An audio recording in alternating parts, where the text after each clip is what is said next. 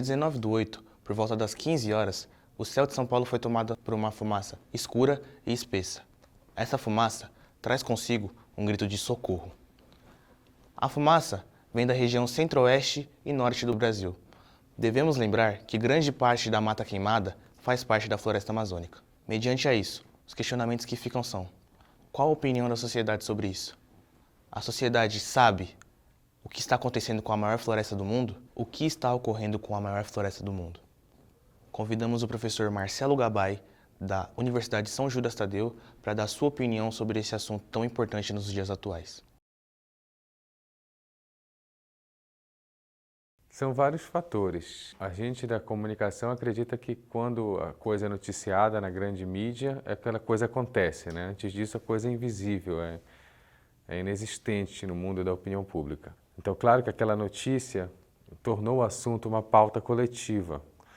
E aí teve a coisa da fumaça e tal, há toda uma associação da fumaça com as queimadas. E claro que eu até passei isso na sala de aula, houve um agenda setting, né? Ou seja, um agendamento de fatos encadeados para pegar a fumaça e valorizar a questão das queimadas. Isso foi até importante. E tem vários fatores políticos, né? Para o mundo político, a questão da queimada é um incômodo, porque o mundo político hoje, globalmente, a maior tendência, né, está com o agronegócio, que tem uma perspectiva estritamente econômica do meio ambiente. Então, falar em queimada, falar em dano ambiental é ruim para o agronegócio, porque o agronegócio assume a posição de vilão e traz à tona várias questões que complexificam, né, a visão do negócio. O negócio é mais degradante, né? Basicamente é o seguinte: o agronegócio pensa em escala, que está ligado à ideia de monocultura, né? A gente sabe que hoje o conhecimento científico e meio ambiente sabe que a monocultura é a pior das condições para a gestão ambiental. O ideal é culturas em consórcio, que eles chamam, né? As várias culturas rotacionadas e tal, misturar pasto com frutíferas e frutíferas de diferentes espécies, floresta com isso, com aquilo. A monocultura é sempre mais degradante. Então o agronegócio teme, né, esse debate ambiental porque ele precisa de um sistema mais produtivo, de escala, monocultural. Eles usam e abusam dos defensivos agrícolas, agrotóxicos, né? Então é um incômodo toda vez que essa discussão vem à tona. Então, por um lado, a gente tem a questão política da economia do agronegócio e, por outro lado, a gente tem, e a gente sabe que o governo atual está mais com o agronegócio do que com o mundo, com a preocupação ambiental. E, por outro lado, a parte da mídia que toma esse assunto porque ele está quente e também porque ele é uma forma indireta de dialogar, de colocar uma crítica com o governo, né, com a visão política do governo.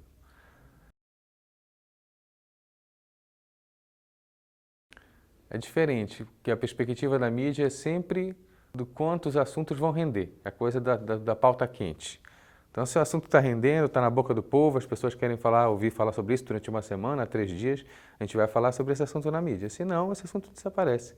A mídia também tem a sua perspectiva econômica, que é a vigência das pautas, né? Quanto elas rendem audiência. E a audiência rende anúncio publicitário. O governo tem uma questão mais pragmática com a política agrícola. Já faz alguns governos que a política agrícola vem preferindo as culturas de produção de escala do que a gestão ambiental responsável, não é de hoje. E agora, abertamente, né? Então, para o governo é uma questão de evitar esse assunto para favorecer o chamado agronegócio. Para a mídia é uma questão de ver se o assunto está rendendo. Às vezes, agora tem um lado que é assim, é complexo. Não é fácil. Às vezes o assunto está rendendo, a mídia superexpõe o assunto, levanta essa pauta na sociedade e é bom porque essa pauta vem por uns dias e a gente discute e cria uma pressão coletiva. Mas também a intenção da mídia é com a pauta, muito mais do que com o assunto. Então aquele dia da fumaça foi um indício, né? Uma possibilidade indicial do efeito das queimadas, mas que foi muito bem aproveitada na grande mídia pelas intenções da política, da comunicação, mas que também teve um impacto legal no debate. Então é complexo, é bom, é ruim, tem negócio no meio, mas a gente tem que fazer um aproveitamento o melhor possível desses debates enquanto eles estão quentes. sim, a questão do minério, se o minério é fundamental para a economia brasileira, né? Só que a discussão hoje são as alternativas. Muitos ambientalistas acreditam que a gente esgotou a forma como a gente explora os recursos naturais. Então é legal explorar o petróleo, precisa de petróleo. Tem uma grande discussão sobre o petróleo, por exemplo. O petróleo que gerou tantas guerras, agora na Venezuela, no Oriente Médio. O petróleo já não é mais a única alternativa de energia, né? O minério também tem outras alternativas. A extração do minério, da forma como ela é feita, é muito degradante. Existem outras possibilidades, outros recursos naturais. Então o problema não é só a exploração daquele objeto, daquela cultura, mas a forma econômica da exploração, que não é discutida nunca, né? Em grande escala, na massa.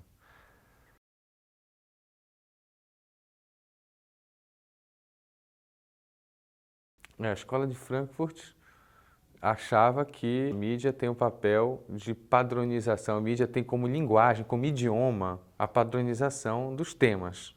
Ou seja, há uma diminuição da profundidade crítica dos temas, isso porque existe o tempo da mídia, existe o estilo da mídia, que é um estilo que é pautado pela lógica do mercado. Então a mídia é mercado. A mídia é mercado.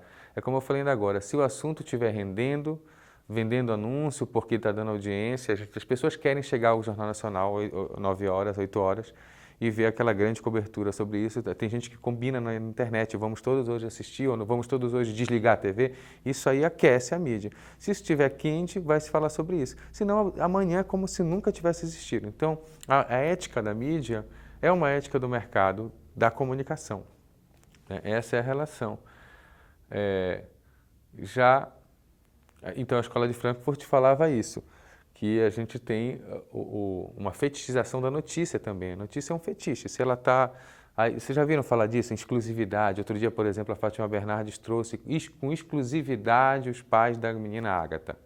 Quer dizer, a exclusividade é quase um tesão, né, para o jornalista. Eu consegui primeiro do que todo mundo, está aqui a garota, aqui os pais da garota. Agora, por detrás disso, quais são as questões, complexidades de trazer no dia seguinte ao assassinato, ao suicídio, ao assassinato, perdão, da garota, no dia seguinte você trazer aqueles pais dopados por calmante. Então, quer dizer, qual é a ética por detrás disso? Vale mais o tesão de ser o primeiro e único, pela primeira vez na televisão, com exclusividade, só aqui você verá. Isso aí, então, é um discurso em si mesmo, em si mesmado, né? Que funciona sobre a própria lógica. Isso Adorno dizia que na escola de Frankfurt, a mídia, a indústria cultural, ela tem como finalidade única a sua própria lógica produtiva.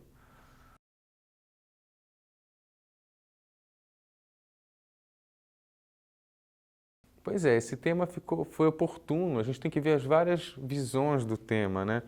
Algumas pessoas dizem, o Macron é esquerdista porque ele está de olho na Amazônia, a Amazônia é nossa, sai todo mundo. Outras pessoas dizem, Macron é um ambientalista, vamos lá. Mas é uma complexidade, porque é claro que esse tema serviu para os países europeus que têm uma tradição liberal mais ponderado, até uma tradição socialista, carcarem o nosso governo que está muito conservador, está muito autoritário, né? Então, esse assunto serve. Vamos pegar esse assunto aí para a gente mostrar para o mundo a intolerância, a incompetência, a insuficiência de argumentos para tratar desse tema. Por outro lado, a gente sabe que há um interesse muito grande nos recursos naturais aqui. A gente é fronteira com a França, aqui através da Guiana, né? A Guiana francesa é a nossa fronteira no norte, faz parte da Amazônia latino-americana. Historicamente, na década de 50, 40, até no século XIX, a Guiana foi compradora de nossa carne, de búfalo, de boi.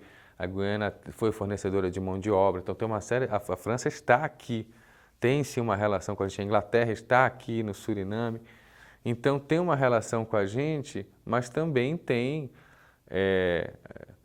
esse debate surgir através desse espaço das lideranças internacionais. Então, a gente tem que entender que não é uma benfeitoria, assim, o governo francês não é um governo super interessado na preservação do meio ambiente, mas também tem uma política ambiental muito mais responsável do que a nossa atual política ambiental. Ali eles têm... o nosso presidente falou que eles têm os problemas deles para cuidar. Realmente, eles têm um problema com a energia nuclear deles lá, que é enorme, tem um risco iminente e tal. mas serve para a gente puxar o debate, essas coisas servem para a gente aquecer a discussão até na internet, mostrar, olha, a gente faz isso com outros temas, né? Quando a gente mostra, olha, tem várias lideranças concordando com a gente, será que a gente não está certo, né? É legal, isso é a dinâmica do discurso. Então vamos pegar o que o Macron falou e dizer, olha, olha aí, o presidente de uma grande potência europeia nos apoiando, né? Nós que estamos preocupados com a questão ambiental.